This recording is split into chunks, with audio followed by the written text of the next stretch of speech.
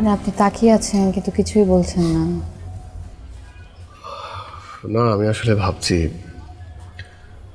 যে আপনাকে আসতে বললাম, আপনি চলে আসলেন। হ্যাঁ, চলে এলাম। তাহলে এবার বলুন কি বলতে চাচ্ছেন। আমি জানি যে আপনি বুঝতে পারছেন আমি কি বলতে চাই, কারণ আপনি তো আমাকে বলেছিলেন যে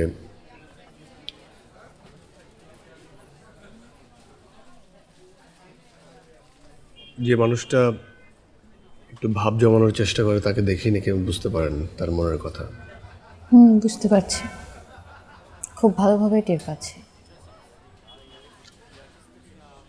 আচ্ছা, তাহলে বিষয়টা এমন হয়ে গেল যে আপনার নাম্বারের লাস্ট দুটো ডিজিট আপনি দেননি, যাতে আপনার প্রতি আমার আগ্রহটা বাড়ে।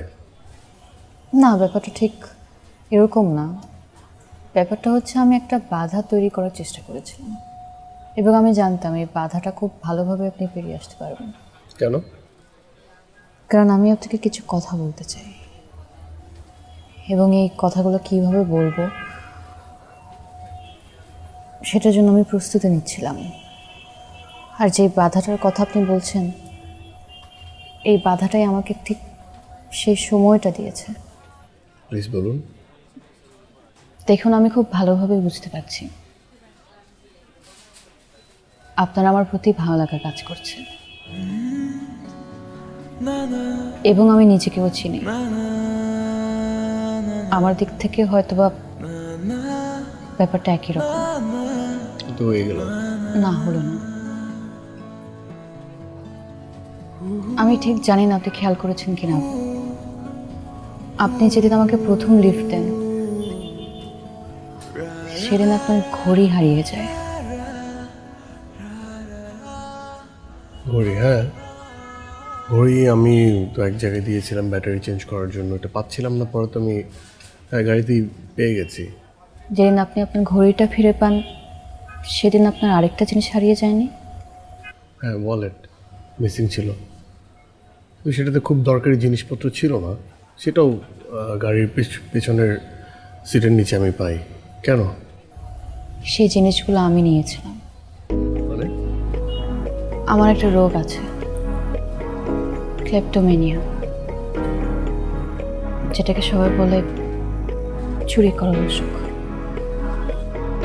আমি জিনিসগুলো নিয়ে ফেলি নিজের অজান্তেই, এবং ফিরিয়ে দেওয়ার জন্য একবার সিনেমা দেখতে যাই, আর পরের বার আপনার অফিসে চলে যাই। এখন ব্যাপারগুলো না নিজের অজান্তেই ঘটে যায়। আমি এরকম করতে চাই না। পুরো বিষয়টাই আমার জন্য খুব বিব্রতকর। ইনফ্যাক্ট এটার জন্য বেশ কয়েকবার আমার বিয়েও ভেঙে গেছে। আমি নতুন একটা সম্পর্কতে জড়াতে চাই না মিথ্যা কথা দিয়ে। আমার বাবা মা ব্যাপারটা হাইড করতে চায় এবং কাউকে বলে না, কিন্তু প্রতিবারই আমি বরপক্ষকে গিয়ে বলে দিই এবং আমার বিয়ে প্রতিবারই ভেঙে যায়।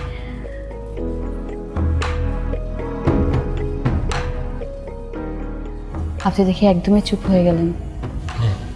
আমি বুঝতে পারছি ব্যাপারটা চুপ হয়ে যাওয়ার মতোই, খুবই অস্বাভাবিক একটা ঘটনা।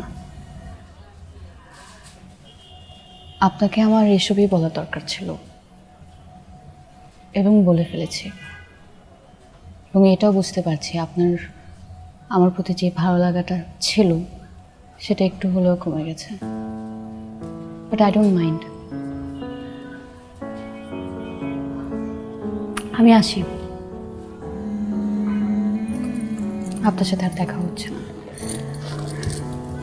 হয়তো। আপনার হয়তো মানেই তো হ্যাঁ, কিন্তু আমি বলছি না, আর দেখা হচ্ছে না।